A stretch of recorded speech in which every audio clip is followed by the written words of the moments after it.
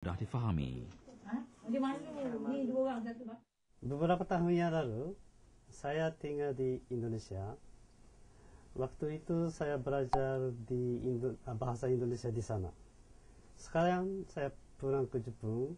Saya mencari kelas untuk belajar bahasa Asia. Dan sekarang bertemu di kelas ini. Bahasa Malaysia itu dekat bahasa Indonesia. Jadi saya coba mulai belajar bahasa Malaysia di sini. Saya senang sekali belajar di sini. Saya suka kebudayaan Malaysia, makanan, dan lain-lain. Bahasa Melayu tetap menyerlah sebagai bahasa kedua yang dipelajari oleh mahasiswa di beberapa buah universiti di Tokyo. Universiti Takushoku umpamanya menawarkan pengajian bahasa Melayu sebagai subjek elektif dan syarat bergraduan.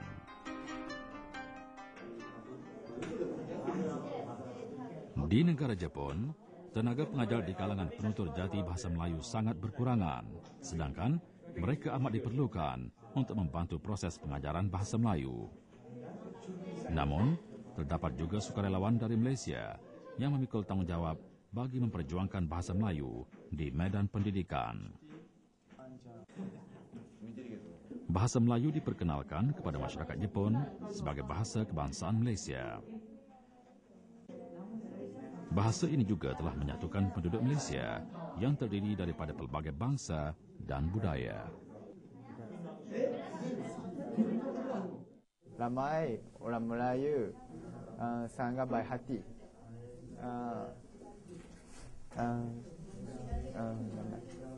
Lagu Melayu, saya suka lagu Melayu.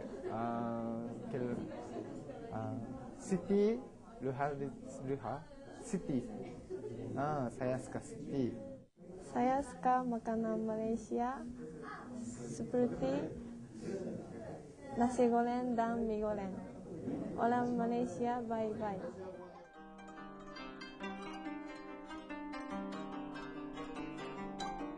Selepas pasca peperangan dunia kedua, lebih 100 buah buku bahasa Melayu telah diterbitkan di Jepun, termasuk kamus, buku bacaan, teks bahasa, dan pelbagai buku rujukan. Sejak itulah, akar budaya masyarakat Melayu yang tinggi budi pekertinya dikaji oleh orang Jepun.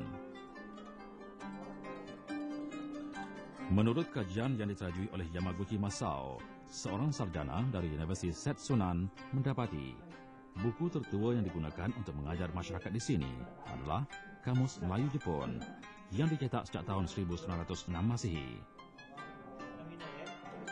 Selepas itu, pada tahun 1910, buku dialog dalam bahasa Melayu dengan terjemahan bahasa Jepun diterbitkan. Menerusi rujukan tersebut, perbendaharaan kata dan linguistik bahasa Melayu dapat dicerap dalam sistem pendidikan di negara Jepun. Hari ini dianggarkan seramai 300 juta orang di dunia berkomunikasi dalam bahasa Melayu dan Jepun turut mengiktiraf bahasa ini. Kerana bahasa Melayu di Jepun sangat rare di Jepun dan guru saya, Cikgu Farida, sangat orang yang baik dan suka dia. Waktu muda, saya sangat suka Malaysia. Contoh agama Islam dan masjid. Saya sangat suka. Sementara ada 2 universiti yang mengajar bahasa Melayu, bahasa Malaysia. Ialah Universiti Takushoku dan Tokyo University of Foreign Studies. Ada 2 universiti. Dan di universiti saya sekarang lebih kurang 60 student ikut bahasa Malaysia. So saya harap pada masa depan masih ramai orang mau belajar bahasa Melayu.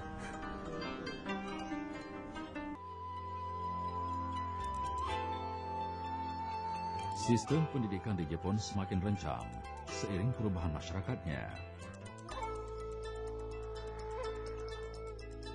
Bagi melihat perkembangan pendidikan yang diterajui oleh Universiti Pengajian Asing Tokyo, kru syahadah telah dijemput oleh Profesor Soda Naoki untuk menyertai kuliah pengajian bahasa Melayu dan politik Asia yang disampaikan oleh beliau.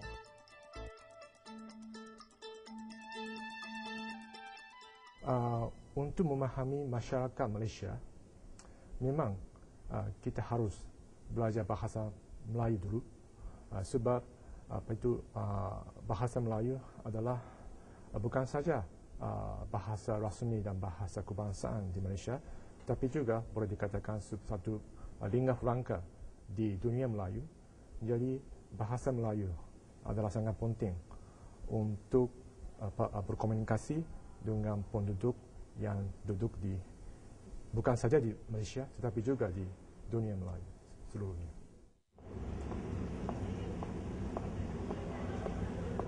Selamat petang. Selamat petang. Apa kabar semua? Baik. Rancangan Malaysia ke-9 tahun 2006 hingga 2010 ということで、マレーシアの開発5カ年計画のですね、2006年から2010年 Kemakmuran Malaysia sebagai sebuah negara Islam yang mempunyai kestabilan politik turut menjadi agenda di Majlis Wacana Ilmu. Mereka cukup berbangga dengan pencapaian negara Malaysia. Profesor Soda, apakah rukun negara Malaysia? Rukun negara adalah satu prinsip negara yang terdiri daripada 5 prinsip yang berikut. Kepercayaan kepada Tuhan, kesetiaan kepada raja dan negara, keluhuran perlembagaan, kedaulatan undang-undang, serta kesopanan dan kesusilaan.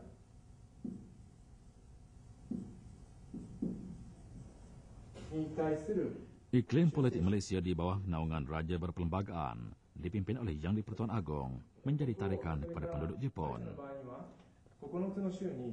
Perpaduan adalah kunci kepada kejayaan negara. Itulah mesej yang cuba disampaikan oleh Profesor Soda dalam memberi pendidikan kepada pelajarnya.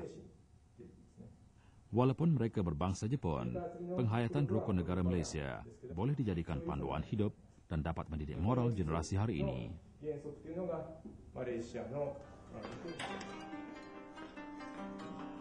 Sebagai seorang sarjana, Profesor Soda akan sentiasa memberikan didikan yang terbaik kepada anak bangsanya. Apa yang dicurahkan adalah sepenuh hati, kerana menerusi pendidikan sahaja, ia dapat membentuk pembangunan insan, walau apa cara sekalipun. Hakikatnya, ilmu yang dituntut adalah memberi kebaikan dan kesejahteraan kepada semua pihak. Bak kata pujangga, ilmu itu pelita hati. Cerai tadi antara nampak, esok jangan lalu-laluan. Intai kami antara nampak, esok jangan rindu-rinduan.